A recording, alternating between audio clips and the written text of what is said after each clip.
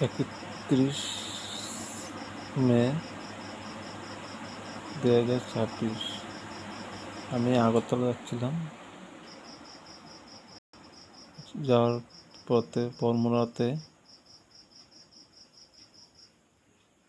একটা বোলেরো মালগাড়ি একটা বাসের সঙ্গে লাগিয়ে দিতে আসলে অ্যাক্সিডেন্ট হতে ছিল।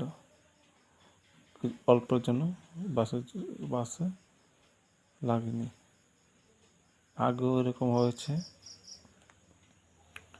তার জন্য আমি প্রশাসনের কাছে আবেদন করছি সেটার মধ্যে রীতিমতো মিল করেছে। জড়িত যারা আছে তাদের বিরুদ্ধে আইনত ব্যবস্থা নেওয়ার জন্য আমি প্রশাসনের কাছে আবেদন করছি।